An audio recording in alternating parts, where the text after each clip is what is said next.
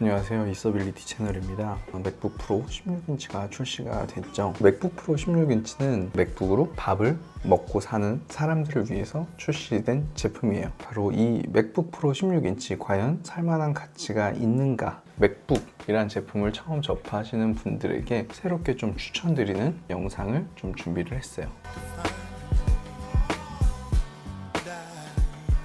먼저 여전히 우리나라 안에서 윈도우 PC만이 사용할 수 있는 경우가 종종 있기 때문이에요. 모바일로 굉장히 많이 발전이 돼 있어도 여전히 그래도 데스크탑이 필요한 부분이 있을 거예요. 내가 맥북이 필요한가 필요하지 않은가의 어떤 근본적인 고민을 1차적으로 해보시는 게 좋을 것 같습니다. 윈도우 PC가 필요할 때는 그때그때마다 사용할 수 있는 어떤 환경이 된다 라고 가정하신 경우는 맥북을 추천해 드립니다.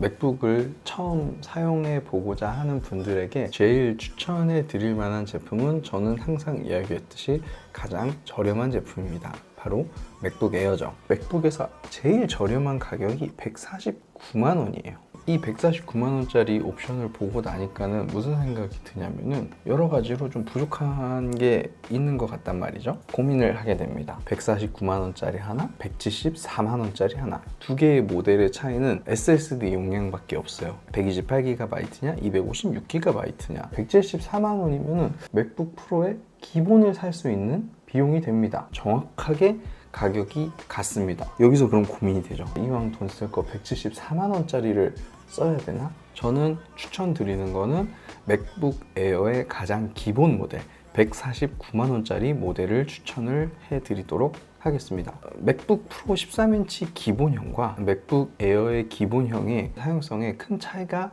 없어요.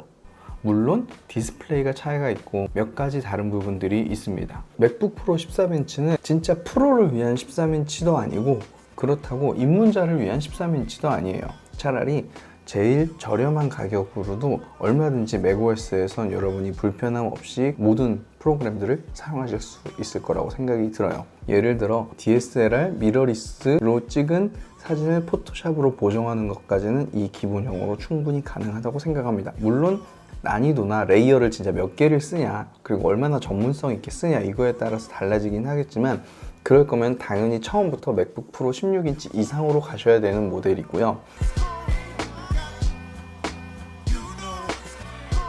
이거는 뭔가 CPU도 좀 듀얼코어 8세대 좀 옛날 것 같고 지금 9세대, 10세대가 나온 마당에 거기에 8기가 메모리, 저장 장치 128GB입니다. 여기 운영체제랑 이런 거 저런 거 깔고 나면요 한 80기가 정도 남을 거예요. 용량이 굉장히 걱정된단 말이에요. 용량과 램은 업그레이드가 안 돼요. 온보드에 장착돼서 나오고 이거를 강제로 뜯기도 어려울 뿐더러 강제로 뜯는 순간 AS라든지 혜택을 받을 수가 없어서 처음에 구매를 하실 때 본인이 사고자 하는 옵션을 정해서 구매를 하셔야 된다는 게 굉장히 큰 단점인데 128기가 저장 장치를 256기가로 바꾸는데 25만 원이 더 추가가 됩니다. 용량 128기가 추가가 되는데 25만 원을 더 달라고 합니다. 그때 여기서 우리는 무엇을 생각해 볼 수 있느냐, 이 썬더볼트 포트와 조합이 잘 맞는 썬더볼트 SSD라는 걸 찾아볼 수가 있습니다. 삼성에서 나온 포터블 SSD X5라는 제품이 있고요. 그리고 시게이트에서 나온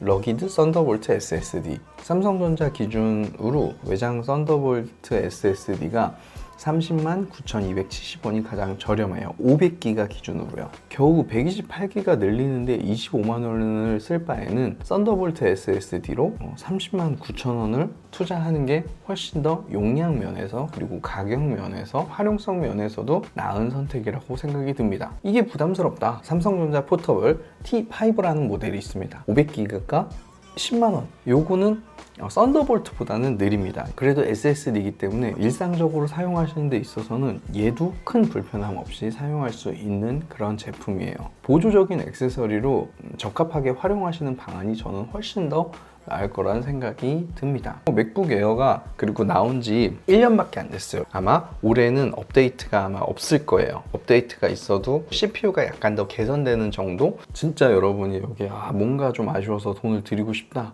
라고 한다면 저는 램을 올리시는 거를 추천드립니다. 딱 거기까지. 그것도 좀 과해요. 램 올리는 것도 그럴 필요 없다고 생각해요. 149만 원도 엄청 비싼 거야.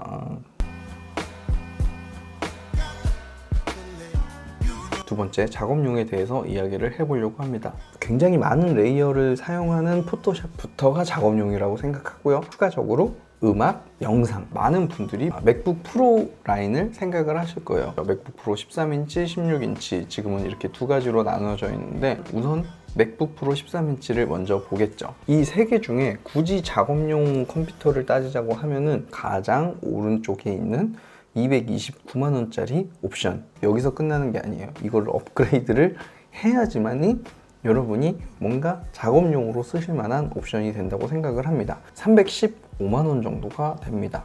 16기가 램에 512기가. 자, 315만 원이면요 맥북 프로 16인치 기본형을 선택하실 수가 있습니다. 4만 원밖에 차이가 안 나면 13인치 풀옵션을 쓸 바엔 16인치 엔트리로 가는 게 훨씬 더 사양이 좋아요. 16인치를 써야 되나? 무게가 조금 더 나가더라도 맥북 프로 16인치를 가시는 것을 더 추천해 드립니다. 맥북 프로 13인치는 너무 오래됐어요. 맥북 프로 16인치로 넘어오면서 바뀐 게 굉장히 많아요. 디스플레이도 바뀌었고요. 키보드도 바뀌었고 하드웨어적으로 변한 것들이 꽤 돼요. 그 정도 가격 차이밖에 안 난다라고 하면 4, 5년 이상 쓸 거라고 생각을 한다면 맥북 프로 16인치를 가시는 걸 더 추천드립니다. 더욱이 작업용으로 생각한다면요.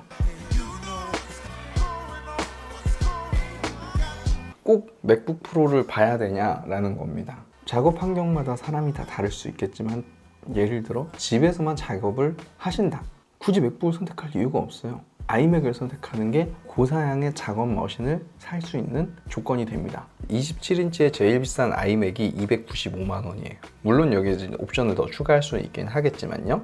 이미 맥북 프로 16인치의 성능은 그냥 압도적으로 이기는 성능을 가져갑니다. 더하기 디스플레이가 있고요. 영상을 조금 염두에 두신다라고 생각하시는 분들은 더욱이 맥북보다는 아이맥을 더 제안을 드리는 게, 영상 작업을 할 때는 화면 안에 얼마나 많은 영상 컨텐츠들이 들어오냐, 이게 되게 중요하거든요. 작업을 하는 효율성에 있어서. 작업용이라는 전제가 붙는다라고 생각하시면 이동보다는 성능을 더 우선시 생각한다는 거잖아요. 근데 그게 꼭 맥북 프로가 정답은 아닐 수도 있다는 거예요. 오히려 심지어 더 싸요. 295만 원이면. 거기에 5K 디스플레이를 같이 살려주잖아요. 아이맥 같은 경우는 USB, 우리의 일상적인 그 USB, 그래서 액세서리 비용이 상대적으로 적게 들어요. 근데 맥북은 어때요? 얘는 이 썬더볼트 요거 때문에 필요한 액세서리가 있으면 그 액세서리를 또 구매를 해야 돼요. 비용이 또 들어갑니다. 디스플레이를 샀더니 컴퓨터가 딸려왔다 라고 이야기를 할 정도로 아이맥의 디스플레이 품질은 상당히 우수한 편에 속합니다. 들고 다닐 수는 없겠지만은 내가 작업을 생각하고 성능을 우선시라고 생각한다라고 하면 아무리 노트북에 최고의 성능을 집어넣은 컴퓨터라고 하더라도 얘는 노트북의 범주를 벗어날 수가 없어요. CPU도 모바일 CPU고 모든 것들이 이 오밀조밀한 공간 안에 아무리 고성능을 넣는다 하더라도 그 성능을 100% 발휘할 수 있는 조건이 안 돼요. 이 아이맥 같은 경우 데스크탑용 CPU고 그 외에 나머지 것들도 훨씬 더 제대로 된 퍼포먼스를 내기 위한 구조 설계를 갖추고 있어요. 정말 필요한 목적으로 하나만 선택해야 된다라고 하면은 맥북 에어, 작업용으로 생각한다라고 하면 저는 아이맥 27인치 5K 모델을 추천을 드릴 거예요. 지금도 충분히 쓸만한 환경이라고 생각이 들어요. 그래서 많은 분들이 맥이라는 제품에 대해서 좀 더 쉽게 생각하시고 가볍게 접근하셔서 아, 이 제품이 굉장히 쓰기 좋은 제품이구나 라고 느껴서 많은 맥 유저들도 늘어났으면 하는 바람입니다. 자, 오늘 영상은 여기서 마무리하도록 하겠고요. 여러분들 다음 영상에서 또 찾아뵐 수 있도록 하겠습니다. 감사합니다.